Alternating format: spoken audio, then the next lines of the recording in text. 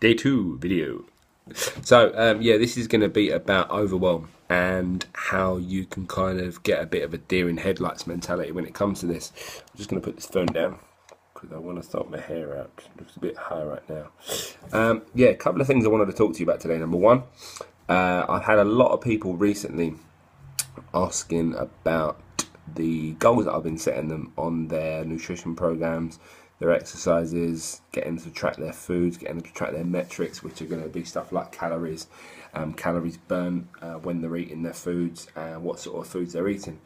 And the common theme has been that people seem to get overwhelmed. So there's this big chunk of things that are obviously going on in your head that you can't seem to deal with a lot of the time, because obviously there's so many possibilities that you actually, as I said, a deer in headlights.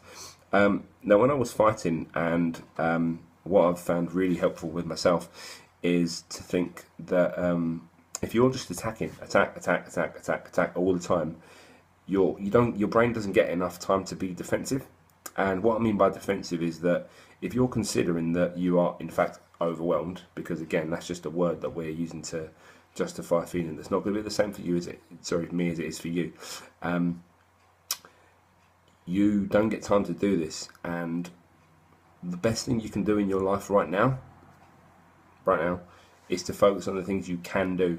There's always going to be loads of options. Am I going to go to Zumba? Am I going to go to Insanity, club size, aqua aerobics, the gym, join up to Slimwall, join up to Weight Watchers, come to booty camp? There's going to be loads of things. What can you do right now to actually get closer to your goal? Because obviously I can't do it for you. Someone else can't do it for you. You have to deal with obviously your shit, what you've got going on, and that's the problem where I think a lot of people get kind of. It's like in football when you hear that they've got too many good strikers, so they can't choose one, and then the team might not end up scoring any goals. Coming back to what I was saying about the fighting, if I just kept throwing out combo after combo after combo, but all simple stuff, 9 times out of 10 I'm going to win that fight, because again, I'm making the other guy constantly unaware, constantly having to be on the defensive, be on the reactive, having to deal with what I've got going on, because obviously I'm the one that's hitting my goals all the time. I'm jabbing, hitting him in the face. Whereas if I'm the one defending, it takes a lot more mental effort, and it takes a lot more stress as well, because obviously I'm having to recover, I'm having to defend, I'm having to get my hands up, I'm having to block. There's so many comparisons with fighting and with life, and this is obviously, I know you guys probably haven't been in a ring before, maybe you have, that's great, but I want to just say to you that if you actually go on the offensive, you'll do a lot better. So start taking small steps, start throwing out your 1-2s, keep it simple. Sometimes you generally don't know what to do, or you might have 2 options that seem, where am I going to go, what one am I going to go for? You need to pick one. Nothing's going to happen. That procrastination is just going to stagnate over time. You're just going to hit the pause button, and then before you know it, another day, week, year's going to have gone by, and you won't have got whatever you had done. You might know how to do it, but until you actually just sit down and say, right, this day I'm going to do this, check it off, then move on to the next thing, you're not going to get anywhere.